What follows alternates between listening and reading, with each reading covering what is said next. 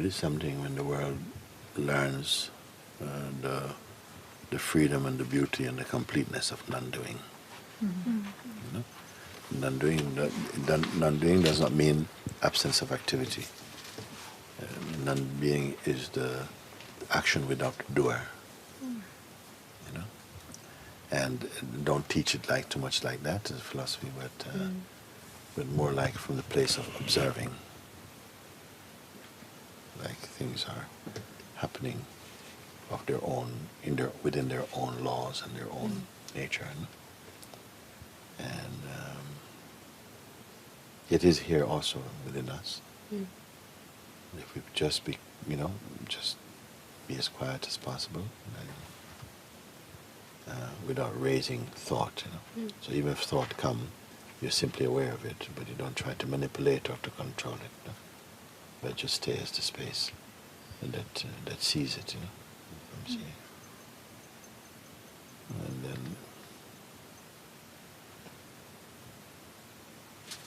like we were talking this morning with Krish, we were saying that knowing, which is not linked to concepts or to the external world, anything phenomenal, that if, as you withdraw from that field of knowing, doing, and knowledge, let go of them, it subsides naturally into a deeper knowing, which is non-conceptual. There's the space in which there's perceiving, but not intentional, just perceiving, and the awareness of perceiving, and that is synonymous with the self. That's our place. And in these simple pointers, depending upon how open one is and responsive to that kind of guidance, because sometimes you feel even the resistance in the mind, you can still say to them, even the resistance also is not you're not doing it. Our conditioning is behaving like that. And there's another power apart from the conditioning that is aware of the conditioning. You don't have to do anything, you don't have to develop that, you just have to be aware of it. Then you say, yes, it's right here, it's right here, it's right here. And then you see, they can admit and observe that the energies of everything else is just what's happening in your head. Everything else is just, your world is in your head. The world is not an objective field that you observe, actually. The world is sort of the stuff in your head. Is what the herbs and spices of our projections. And then we project that onto the basic elemental world and flavor it according to your conditioning and desire. And then, assume that world is real. So that's why I say there's only one earth, but there are billions of worlds, because in each one, what I mean by world is the unique way in which you perceive things. Like we're sitting in this place, we can say there's in this field of so many different things, trees and hills and sky and people and earth and everything like that. But the inner response to them might be different. Personal conditioning may tend to, because of its own style of the way it works, be drawn to certain kind of things. And that becomes, that's your experience today. It might be very different from someone else sitting right next to them. And so the point of that is that the world is not something that we all agree upon, yeah. Or that tree is there, yes, this tree is there, whatever. But it's the emotional content, the way that we respond to them, that shapes your take on the world. Nobody has captured the world. You only can project and imagine something over it, what we call a world. So earth and world is a different thing for me.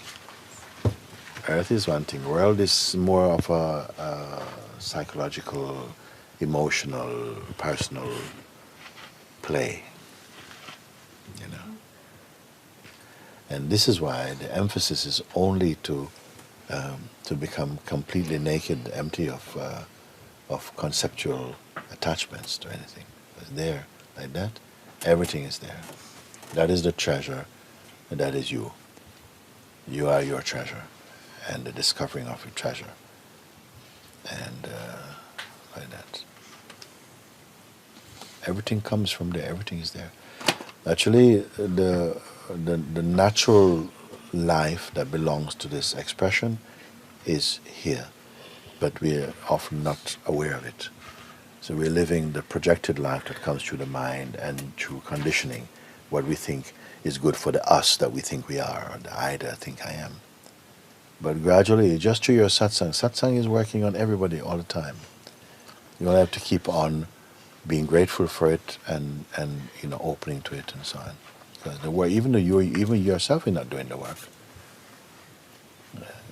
it's happening automatically. We are in this satsang energy pool.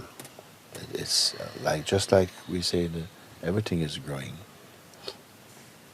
And when it stops growing and it's dead, it keeps changing. So, like the trees, they're always growing. The air is always moving. The consciousness is always expanding, always ripening. But when you're conscious of it, it ripens quicker. When you're conscious of it, you cooperate with it. Let's say like that, because these words are still sort of like kindergarten to so certain extent. But when we continue to welcome it and to be, to love it and appreciate and respect it, then somehow the integration happens. When we move beyond knowing something to being what we say we know, from knowing to being. And say, yeah, I know I am the self. That's not the self saying. The knowing of the self and being self is the same. It should be the same. And then even the claim of that thing it's not necessary. It's easier to say, yes, I know this, and I know I am the awareness. And who is saying I know I am the awareness? Is it the awareness saying I know I am the awareness? What does awareness have to say about awareness? So that's the subtlety. This is the subtlety where the final resistance that's left in human being is burnt there at the altar of this place, from the knowing to being. And being is not something you can do. Just when you see that even the knowing, I know this, I know I am this, is also perceived. And nothing is kept as a reference, some tangible reference for a self. And then you see that, but wait a second, some way, whatever I am is totally here, Before the birth of concepts or of feeling, everything that can be perceived is only arising in it, is its temporary aspects. And this kind of natural meditation, simple meditation, remembering, becomes most natural. You don't have to learn so much.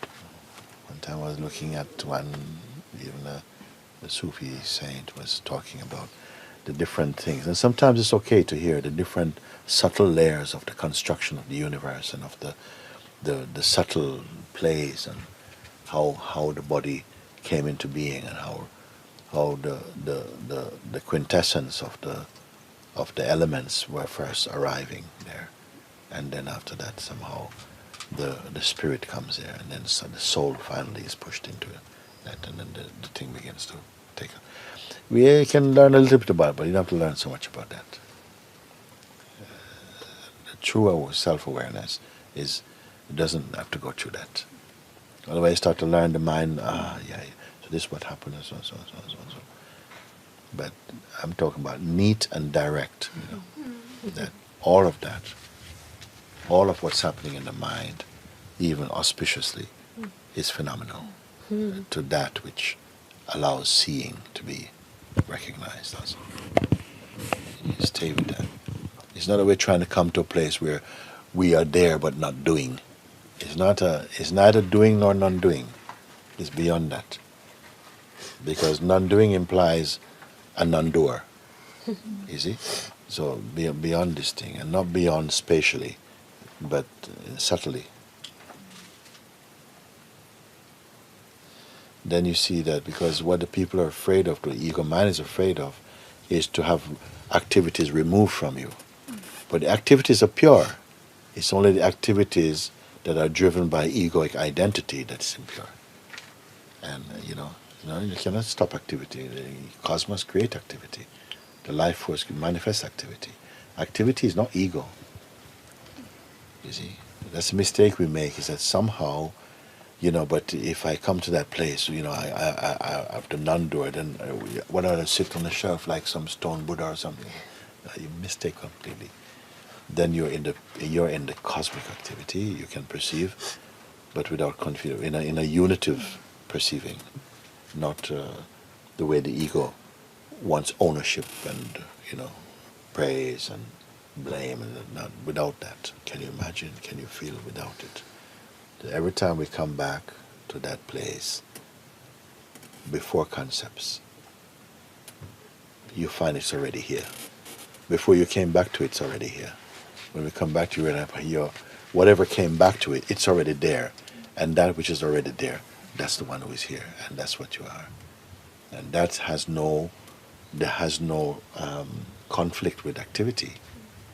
Activity is very necessary for it in its manifestation, but it's activity perceived from the purest unity.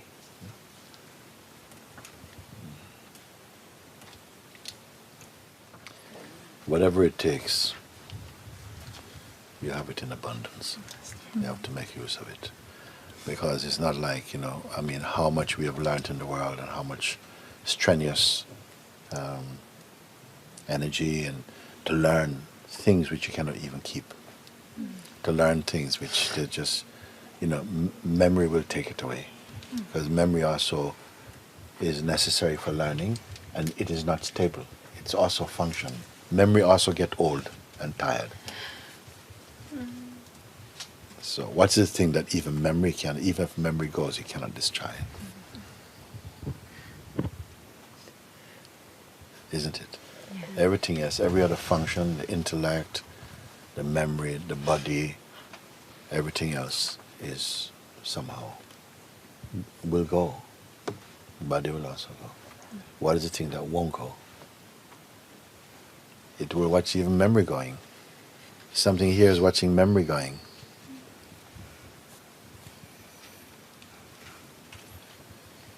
So that is the thing, simple, when our pointers have become so simple.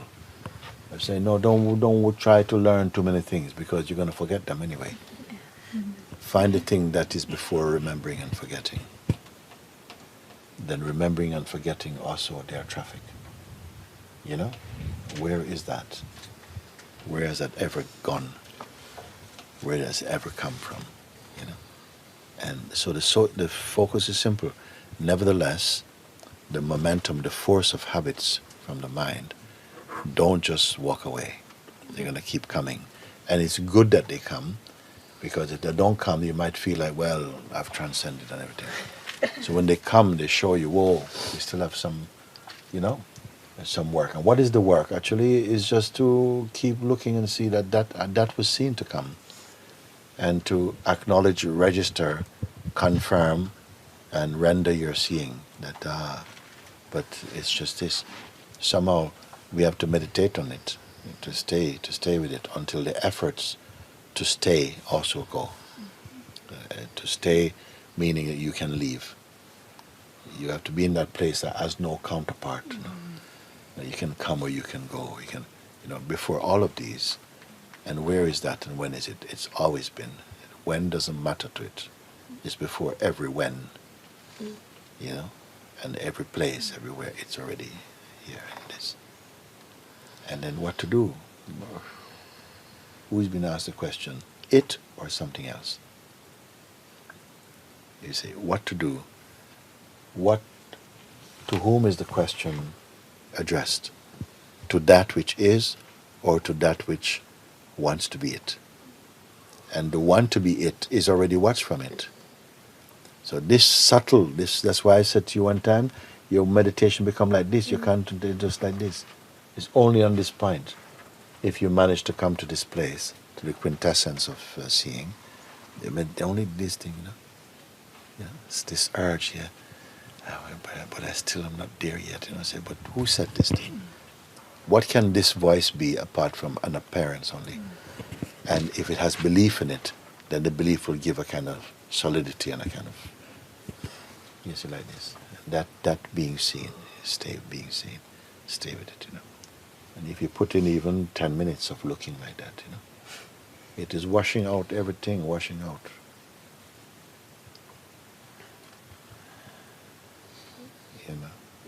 Every other knowledge. When I say we go beyond knowledge, it's not you're saying, oh, knowledge is rubbish. No, you be going beyond the need for knowledge, which is the self. Self doesn't need knowledge. Self doesn't need knowledge. Then that being established that is the truth experientially, then you can be with knowledge. Knowledge is the right, you have the right relationship with knowledge. You have the right relationship with activities because you're flowing in cosmic activities. How often we hear each other say, I was just thinking of you, or, I was coming to see you, and you. Why is this? Because not, even in the world generally it happens like that, but people don't recognize that this was not a product of their ego.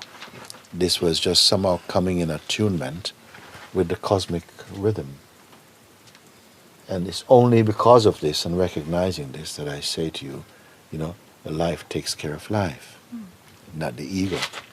If you go with the ego mind and say, yeah, I'm going to do this, and then tomorrow I'm going to do that, so who speaks like God? God doesn't speak like that. So something, just when all you have to be is somehow be attuned with your own self, your own source. And then you see the way everything can still be whatever everything is. But it's not, it's not some real estate for you. It's not some treasure you put in a bank for you. It's something that's very, it's different. Even if you have billions in a bank, and even if you have 100,000 cars and 10 palaces, you can still be free if you're not attached to them. If you don't think that, like we have an old saying, man can make money, but money cannot make man. No? If you understand that, all these things can be there. There's a story that from the ancient time, from the story of Solomon, and he said that Solomon was a king, and he's son of David, son of King David. Solomon was, he said that God loved Solomon in the biblical language. He said God loved Solomon, and God loved Solomon and appeared in a dream to Solomon and said to Solomon, Solomon, ask from me whatever your heart wants, and I'll give it to you. And Solomon reflected for a moment. He says, of all the things I can ask for, he says, Lord, just give me wisdom to guide these people wisely. Give me wisdom from you. And says God was so pleased with Solomon. He said, Solomon, I am deeply pleased with you because of all the things you could have chosen, riches, you could have chosen, so many things. You chose wisdom so that something for your people so you can guide the people wisely. So because you didn't choose other things, perishable things, I'm going to give them to you as well. You can have, I'm going to make you the wisest man in the world, wiser than St. Francis and all this kind of, the wisest person in the world, but also I'm going to make you the richest also, because you didn't ask for that. And then many times later, Jesus also said, when people were talking, but what are we going to do? He says, don't worry about what you will eat or what you have to wear. Look at the flowers in the field, which so simple. Not even anybody planted them there. Look how beautiful they are. Not even Solomon, Jesus said, not even Solomon in all of his kingly splendor was dressed as perfectly as a flower, which is here only for a day and is gone the next day. And if God makes these things, look at the birds, he said they don't have bank accounts, they don't save up, and look how much they're cared for. So how much more would the power of God care for you? You see? But he say, seek first the kingdom of God, the kingdom of heaven. And all these things will come to you. But some people feel like, oh, I seek them so I can get all these things. I said, no, that's not the point. I said, what you need will come to you in even abundance, but don't seek those things. Seek first the kingdom of God. Then at another place he's saying, when asked, well, where is this kingdom of God? He said, it is within you. What kind of kingdom can be within you? It cannot be a kingdom. You cannot even fit a spoon inside your body. What kind of kingdom? Kingdom is palaces and not different kind of kingdom. Greater than all the kingdoms of the world is inside us. He's saying that, no? And you know it also, you see it, no? You don't know the teaching don't know, but you know what I'm saying. When I say the kingdom of heaven, what is this thing here? The kingdom of heaven is a place of peace and total silence and a sense of completeness and the joy and the natural and intuitive knowing that this is everlasting. This itself is beyond time. That is referred to as kingdom.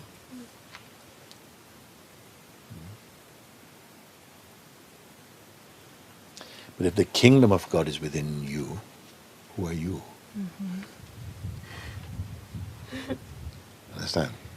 For whom is kingdom then? Why you need kingdom? Even. So look what these reflections, when you reflect upon them, look what happened to you. Right now, right here. What has to be here for you to perceive kingdoms? Consciousness has to be there. And even you are conscious right now. So consciousness is the wish-fulfilling tree. No? What is aware even of consciousness also? And do we have to go to books for these answers? So these type of contemplations, we talk about them. What is it saying? What is it saying? That's why I say it's not even a book, it's like a mirror. Putting a mirror in front. God's mirror is put. Yeah? Book you have to learn. But the mirror of God shows you what, you see. Who is going to be seen in this mirror when God is formless? Who is going to be seen? What's the purpose of this mirror? This mirror is satsang, actually. The mirror is satsang.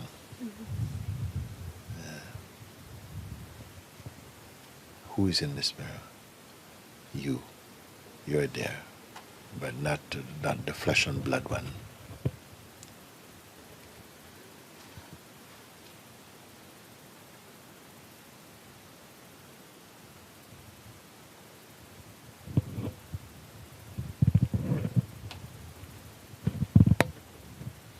What is this? Where even silence is heard also. And emptiness is also perceived. So all this satsang has just been preparing you just to accept yourself, if you can say that. And I'm so happy to say it is not about, destroying activity. God doesn't see, He created the activity. How can He be against activity? Nothing to do with anything about activity. The truth is not in conflict with any activity. It's somehow, but the activity born from delusion, from a deluded mind, this activity, is said sinful, meaning that it will not bring you joy. But it gives you choice. And this life is about the play of choice, which itself is illusory. When we listen to things like that, what you should do, you should go find a place by yourself, sit down by yourself for a little bit and just to confirm yourself. That's what we should do. Don't run down to the kitchen and, run down to... Just go sit by yourself for 10 minutes or 5 minutes and just to see what is to be done and by who. What is here? What is here that's me? What is me? What does the term I refer to? Is it something tangible or intangible? and you will sit with it and he will show you. You let him show you. Him is you. Yes. We can call our source place.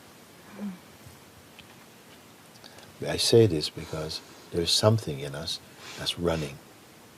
You can call it the mind, sometimes you may call it yourself. It's running. When it comes to moments like this, you know, we can say almost it feels like the key has turned, the handle, the lock is turning to open, something wants to run. Tomorrow. But you have to come to see the absolute fallacy of that. That it's just a little trick in the mind, it's nothing. You're already inside, no? Rumi said, no? Also. And knocking at the door, it opened. Knocking while saying, let me in, let me in. The door opens and you realize that you're already inside. Meaning you as truth is inside. You as the ego is not inside. You know? Actually, nothing is outside. But there's an outside of the inside. And there's the inside of the inside. If you understand this kind of language. We're going a little bit Sufi now, but slow down a bit now. Okay. Thank you, everybody. Thank you.